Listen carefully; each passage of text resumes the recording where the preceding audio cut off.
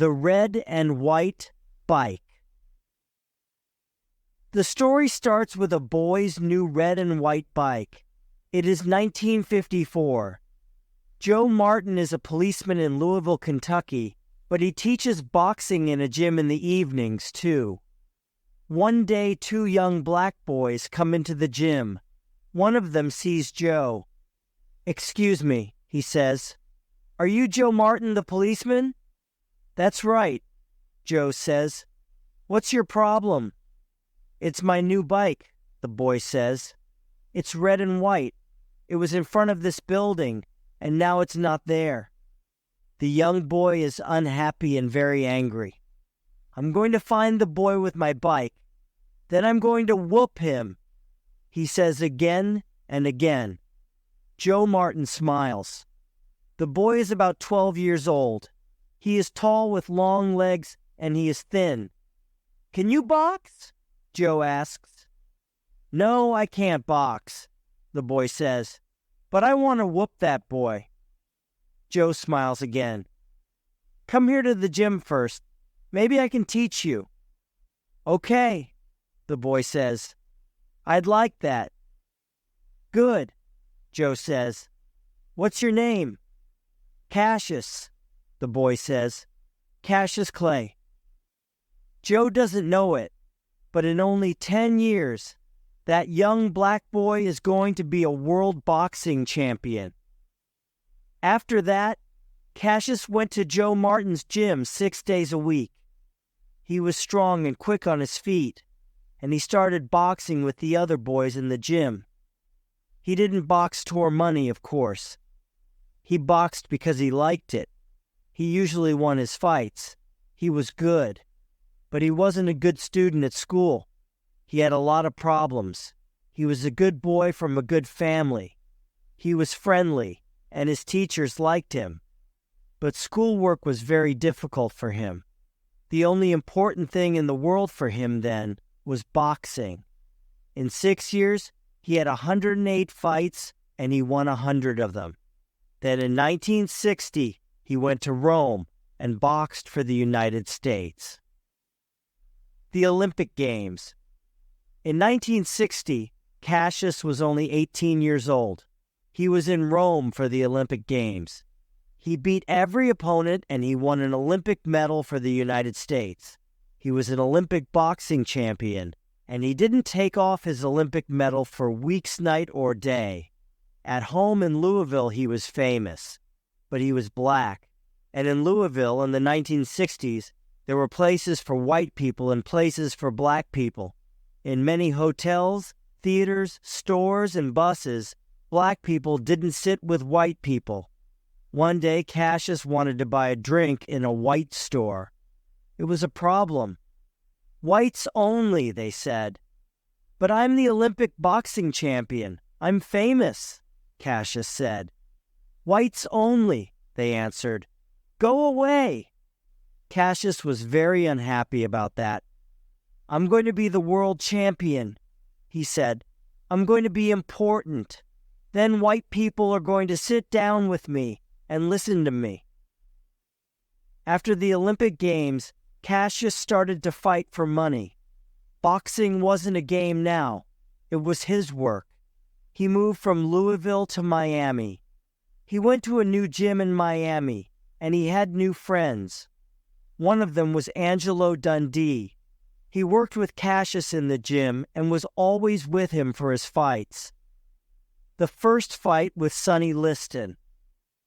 In 1964, Cassius Clay was 22 years old. He was tall and strong. After 19 fights and 19 wins, he wanted to fight the world champion, Sonny Liston. Clay always moved very quickly in his fights. He danced here and there in the ring. His opponents were big, strong men, but they lost because their punches usually didn't hit him. But Liston was the world champion and a very strong boxer. The newspapers in the U.S. said, "Liston is going to win this tight. Clay is very young. Liston is going to kill him." Only 3 newspapers said, "Maybe Clay can beat the champion."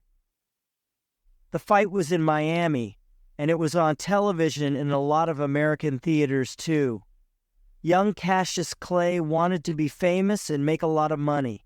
Before his fights, he played a game. He talked and talked. Usually boxers were quiet men, but Clay's mouth was always open. Before every light ho said to the people and the newspapers, "I'm beautiful, I'm good, PM quick and strong, PM going to beat that man in 2 or 3 or 4 rounds. White people were angry with him. They didn't like this young black man with the big mouth. "Kill him," they said to his opponents. "Close that big mouth for him." But then, of course, a lot of people wanted to see the fight. Before the fight with Sonny Liston, Clay played this same game. Liston was very strong, but he wasn't very quick. The fight is on February 25th. In round 1, Clay starts to dance. Liston can't hit him. Sometimes Clay hits his opponent's face. 1, 2 very quick punches. Then he moves away. Liston goes after him, but slowly. He is big and strong, but he can't hit the young Clay. Clay goes back to his chair. He smiles at his friend, Angelo Dundee.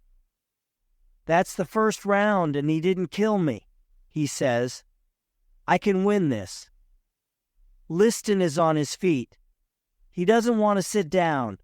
He wants to start round 2. But it is the same story in rounds 2 and 3 and 4. Clay dances across the ring, and Liston can't catch him. Sometimes he hits Clay, of course, but Clay is always moving away, and he is hitting Liston's face and eyes all the time. After 6 rounds, Liston sits down. His face is red and one eye is closing. Suddenly he is very tired. "That man can hit," he says. Now it is round 7 and Clay is standing up on his feet. He is waiting, but his opponent isn't moving from his chair. Cassius Clay is the new champion of the world, and he is only 22 years old. He calls to the newspaper men near the ring. "I am the champion. I'm beautiful. I'm number 1 in the world, and you were all wrong, wrong, wrong. A new name and new problems." The day after that first fight with Liston, Cassius Clay had a new name. "My name is not Cassius Clay now," he said. "It's Muhammad Ali." Ali's family was unhappy about this. His father, Cash Clay, and his mother were good Christian people. Their 2 sons were always good Christians too. They loved their mother and father and had a happy home. "What's wrong with the name Clay?" his father asked. "It's a good name. It's our name." "Clay is a white man's name," Ali said. "We have that name because our family worked for Mr. Clay, a white man. Our family came from Africa, and I would like a new name, a black name. And from today, I'm going to be a Muslim, because in the U.S., white people are Christians. My black brothers are Muslims, and I'm going to be a Muslim too." Later that year, Ali visited Egypt and Africa. He talked to Muslims there. "There are Muslims of all colors in the world," he said. "I know that now. Our problem in the U.S. is only with the bad white people there." But he liked his new Muslim name, and he stayed a Muslim. 15 months later, he and Sonny Liston fought again. This time, Liston was on his face on the floor in the first round. Muhammad Ali was the world boxing champion. In 1967, the U.S. Army was in Vietnam. Thousands of young Americans, white and black, went into the U.S. Army and fought the Viet Cong. The U.S. government called Muhammad Ali and said, "Your country wants you in the Army. You have to go to Vietnam." Ali answered, "I'm a Muslim and Muslims want peace. They don't fight and kill people. Who are the Viet Cong? They don't want to kill me and I don't want to kill them. I'm not going to go into the Army." This was a big problem. The U.S. government said, "Go into the army or go to jail." The American people were angry with Ali, and they really didn't like him. "You can't box in the U.S. You can't be world champion," the government said, "and you can't go and box in other countries." But Ali didn't go into the army. "I'm a boxer," he said. "I fight people because that's my job, but I don't kill people." Ali didn't box for 2 years. He talked to students in schools and got a little money. He talked about peace in Vietnam. "The fighting in Vietnam is wrong," he always said. The government didn't send him to jail, but he didn't have much money. Then in 1970, the U.S. government said, "You can box again." But there was a new world champion now, Joe Frazier. Joe Frazier, a new opponent. Joe Frazier was a good boxer. He was strong and quick. He was an Olympic champion too. He won his medal at the Olympic Games in Tokyo in 1964. Ali's first fight with him was in New York in 1971. But 2 years away from boxing is a long time. The tight was very difficult, Torald. He danced, but he was slow and tired. He fought well, but after 15 long rounds, Frazier won. But Ali didn't stop fighting. After 13 lights and 12 wins, he fought Joe Frazier again in New York in 1974. Frazier fought well, but after a long and difficult fight, this time Ali was the winner. But Ali wasn't the world champion after that fight. At that time there was a new world champion, George Foreman. "I want to be world champion again," Ali said, "and only George Foreman can stop me now. When and where can I fight him?" Ali and Foreman, the big fight. The Ali-Foreman fight wasn't in the U.S. It was in Kinshasa, in Zaire. Ali loved Africa. Zaire was a black country. The government was black. Ali stayed in a beautiful big hotel, and the people there loved him. He was on the streets of Kinshasa every day, and people called to him, "Ali, Bomaye! Ali, Bomaye!" "Bomaye? What are they saying?"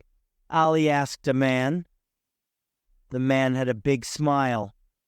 "They're saying, 'Ali, kill him.'" Of course, George Foreman was a black American too, but Africans loved Ali because he wanted peace in Vietnam, and he was very famous because he didn't go into the U.S. Army. But George Foreman was a very big, strong boxer. He was 25 years old, and Ali was 32, and Foreman wasn't slow and heavy. At 4 o'clock on the morning of October 30th, 1974, Ali and Foreman start the big fight. It is very hot in Kinshasa. There is going to be heavy rain later in the day. In round 1, Ali starts to move and dance across the ring. Foreman comes after him. In the first round, there is no winner. Ali sits down. "I can't dance for 15 rounds, he thinks. It's very hot, and Foreman is quick. The old game isn't going to work." In round 2, Ali stops dancing. He tries a new game. He is going to make his opponent tired. He moves slowly. Sometimes he only stands there. Foreman hit him with big, heavy punches. People call out, "Dance, Ali, dance! Don't stop moving, he's killing you!" For 6 rounds, Foreman hits Ali again and again, but Ali stays on his feet. In round 8, Foreman is getting slow. He is very hot and tired. His hands are heavy, slow. Suddenly, Ali is quick and strong again. He hits his opponent again and again. And suddenly, Foreman is on the floor. He can't stand up. Ali is dancing. He is the world champion again. He is the world champion again. Ali stayed the champion for 6 years. He beat Joe Frazier again in Manila in 1975 after a long and difficult fight. In 1978, Ali lost a fight with Leon Spinks in Las Vegas. But then, 7 months later, he beat him. Ali was the new world champion 3 times in 14 years. A quiet time with his family. In 1980, Ali lost a fight with Larry Holmes, and in 1981, he lost again to Trevor Berbick. He was slow and tired. He wasn't well, and he went to a doctor. "You're very sick," the doctor said, "and you're not going to get well. It's not going to kill you, but you're going to get tired very quickly every day. You're going to walk slowly and talk slowly. I'm sorry, but we can't stop it. And of course, you can't box." Ali stopped boxing. Now he lives quietly with his family in a big house in the country in Michigan. In the U.S. today, there are no places for whites only. On television and in movies, there are faces of all colors. People are people. Ali is happy because he was one of the first famous Black Americans. And now Ali is working for peace in the world. He makes money with his famous name. He meets and talks with governments and other famous people. He gets medals these days too. He is a worker for peace in the world. Peace for all people, blacks and whites, Christians and Muslims. In the U.S., they now say, Ali was right. We were wrong about Vietnam. He fought for his people and for peace. He is our American Nelson Mandela. Ali gives a lot of money to the children of the world. He loves children. He always loved children. There are 9 children in his family. He moves very slowly now. He sits at home. He gets tired very quickly. He likes watching his old fights on television. He's a good Muslim and a good man. People visit him and talk with him. Young Muhammad Ali talked and worked for Black Americans. Then he was a famous boxing champion. But today they call him a people's champion.